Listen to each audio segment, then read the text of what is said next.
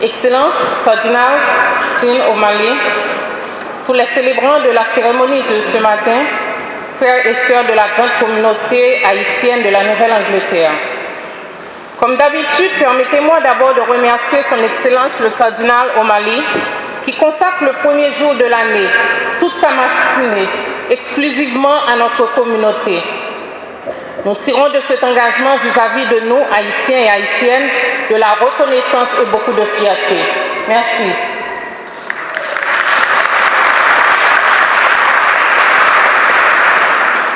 Mes frères et sœurs, je dois malheureusement commencer mon allocution sur une note très triste.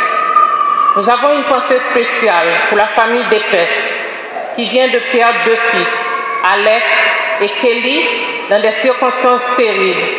Ils se sont noyés à Jacmel pendant qu'ils étaient en vacances en Haïti pour les fêtes de Noël et de Nouvel An. Ils habitaient dans le Massachusetts, donc la communauté est en deuil.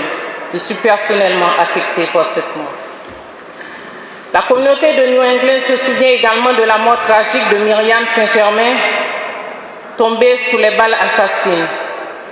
J'étais en Haïti, je suis rentrée hier à Boston, j'ai rencontré les responsables de la police haïtienne. Ils disent avoir arrêté les auteurs et co-auteurs de ce crime odieux et nous espérons que leur procès pourrait apporter toute la vérité sur cette dramatique affaire. Mes chers compatriotes de la Nouvelle-Angleterre, l'année 2014 a été particulièrement éprouvante sur le plan politique, avec le blocage du processus électoral. Toutefois, elle se termine sur des notes positives qui augurent de meilleures perspectives au niveau politique pour l'année à venir. Bientôt, la diaspora pourra activement participer dans les élections. Je peux vous annoncer d'ores et déjà, à partir du 15 janvier, ceux et celles qui le veulent, il sera désormais possible de retirer votre code d'identification nationale au Consulat général d'Haïti à Boston.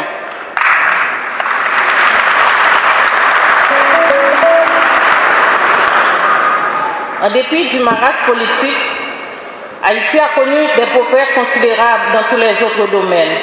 Au niveau de l'éducation, en plus des efforts déployés pour assurer la scolarisation de plus de 1 400 000 enfants, des réformes en profondeur ont été amorcées en vue d'un virage significatif vers la qualité de l'éducation dispensée aux enfants.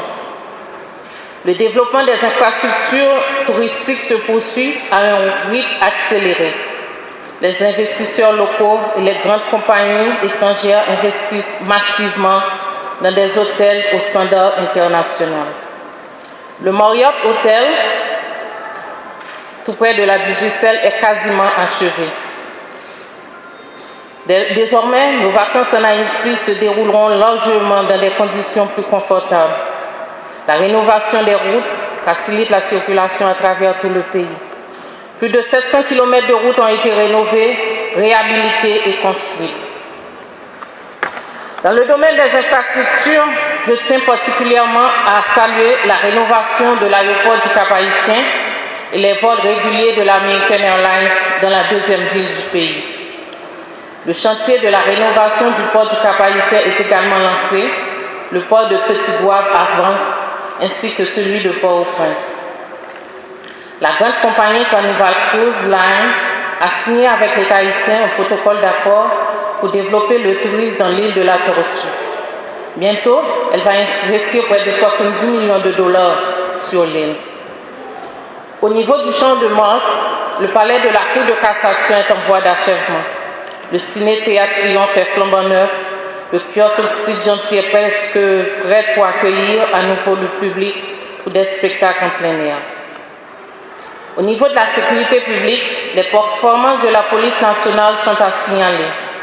Le kidnapping a été réduit de 83% par rapport aux années précédentes. Il reste beaucoup de choses à faire pour sortir nos compatriotes de la misère noire, de l'extrême pauvreté. Votre soutien est encore absolument indispensable pour apporter le minimum en matière de santé, d'éducation, Le chômage est encore trop élevé dans notre mère patrie. La diaspora a son rôle à jouer. Vous devez par tous les moyens essayer d'influencer la situation en Haïti, en prêchant, en exigeant la stabilité. Faites savoir que vous ne voulez plus de troubles, de manifestations brutales qui ne font que ternir l'image d'Haïti. C'est pourquoi la stabilité politique est primordiale pour le développement durable et équitable d'Haïti.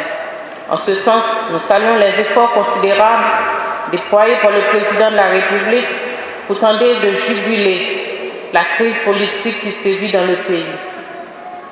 Le président a fait toutes les concessions possibles et même au-delà de l'imaginable pour ramener la confiance au niveau des acteurs politiques. Nous lui souhaitons de tout cœur du succès dans sa quête de paix, de sérénité et de prospérité pour Haïti et pour tous les Haïtiens. En dépit des immenses progrès enregistrés, l'année 2014 a été une année difficile sur le plan politique. Que l'année 2015 soit bien meilleure. Mes frères et sœurs de la communauté, je vous renouvelle encore ma fierté d'être à votre service. Je vous souhaite une année 2015 de paix, de bonheur et de prospérité. Que Dieu vous accompagne dans toutes vos démarches. Bonne année, bonne fête de l'indépendance. Merci.